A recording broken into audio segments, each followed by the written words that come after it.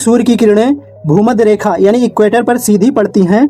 इसी वजह से दिन रात बराबर होते हैं। सूर्य का प्रकाश जब मकर रेखा में प्रवेश करता है तो उसे मकर राशि कहते हैं। पृथ्वी पश्चिम से पूरब की ओर घूमती है, जिसकी वजह से दिन रात होते हैं।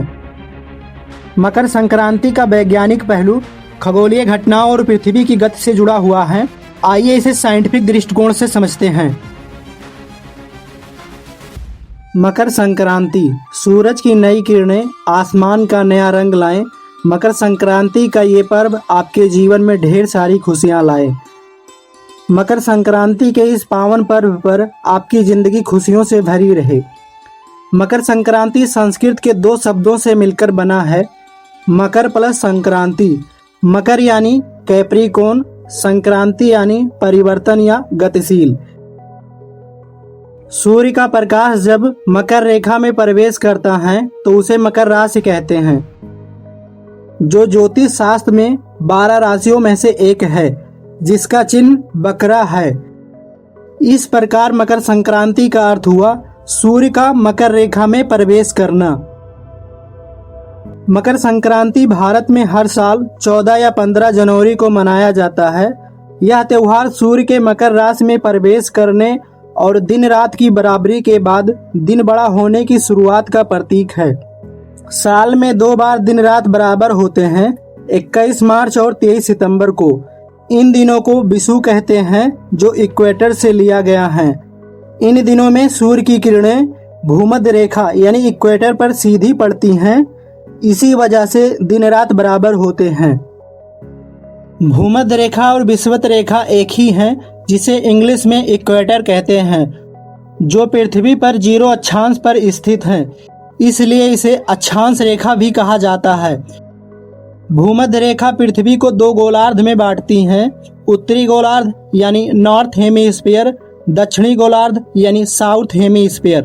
पृथ्वी पश्चिम से पूरब की ओर घूमती है, जिसकी वजह से दिन रात होते हैं।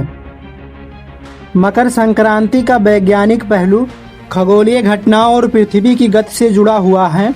आइए इसे साइंटिफिक दृष्टिकोण से समझते हैं।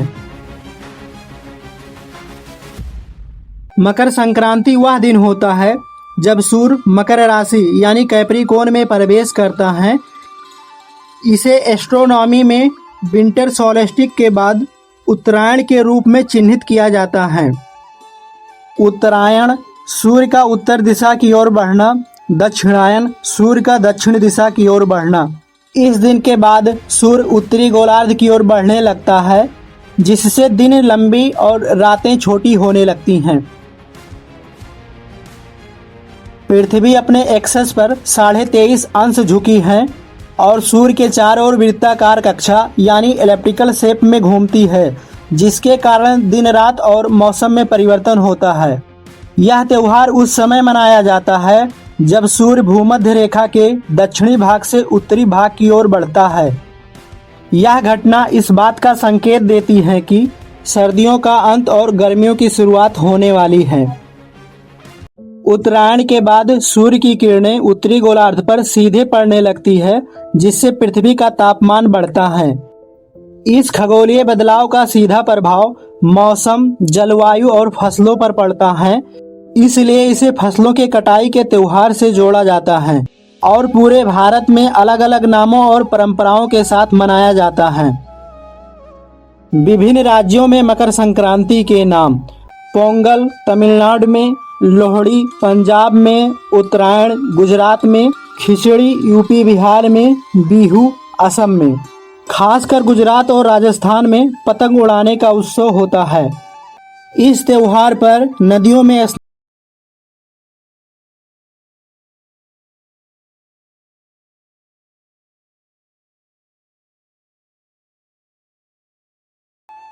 इस समय सूर्य की रोशनी में ज़्यादा समय बिताने से शरीर में विटामिन डी का उत्पादन बढ़ता है, जो स्वास्थ्य के लिए फायदेमंद है। मकर संक्रांति केवल भारत में ही नहीं, दुनिया के अन्य हिस्सों में भी मनाया जाता है। पश्चिमी देशों यानी वेस्टर्न कंट्रीज में इसे विंटर सोलेस्टिक फेस्टिवल के रूप में मनाया